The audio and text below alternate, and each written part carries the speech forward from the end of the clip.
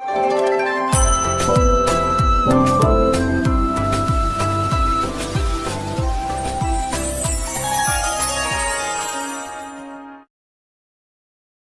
जगन्नाथ मु दिवाकर दास आपण मानक प्रणाम करुच्ची गोटे पर गोटे सत्य हो चली मालिका मनीष जिते जन्म हो ऋणर बोझ नहीं ता मुंडे से आसूची सुझी सुझी जा जीवन जाऊँगी किंतु ऋण सुझी हेउना महापुरुष लिखी कहले ऋणग्रस्त हे नर ऋणग्रस्त हे नर अधर्म मार्ग रे करी बेपार लो जाई फूल चोरी करी पोषिबे पुणी संसार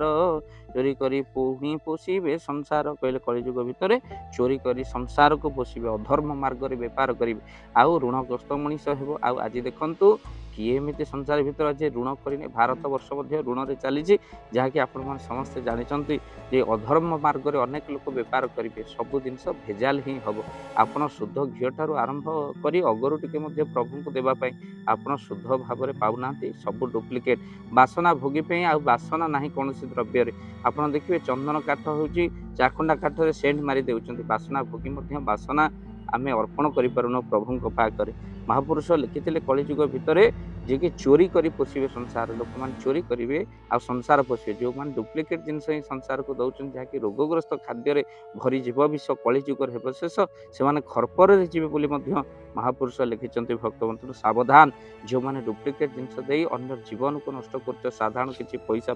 से सावधान रही आवश्यकता अच्छे पुणी ऋणग्रस्त मनुष्य हेब आउ चोरी करी पोषिब संसार तेणु महापुरुष लिखिले राज्यर राजा हेबे व्याधिग्रस्त चोरी करी कुटुंब जे पोषिबे गृहस्थ कलिजुग भितर लोक मान चोरी करी कुटुंब को पोषिबे आउ ऋणग्रस्त हेबे संसार जदि सुखी किए जक्ष से दिन युधिष्ठिर को पचारि कहले सुखी किए ना जी जीवन रे केबे ऋण करी नहीं आउ जीवन रे से सब निरोग होकर रही कौन देहरे तार रोग ना सहित प्रवास नुहे बरम स्वदेश रे परिवार सहित जी रही दुई बेला पेट पूरा जहाँ खाइबे को मिलूँ से हूँ सुख कहीं आपण कलिजुग भितर प्रकृत में से हूँ सुखी सबू नुआ आप शुणे नुआ देखिए आउ कलिजुग आउ कौन घटना घटव कहले समय एमती आसब कहले कलिजुग कौन हम कहले हणाकुटा हो पुणी जीव न जीव घरे घरे रक्तपात होइब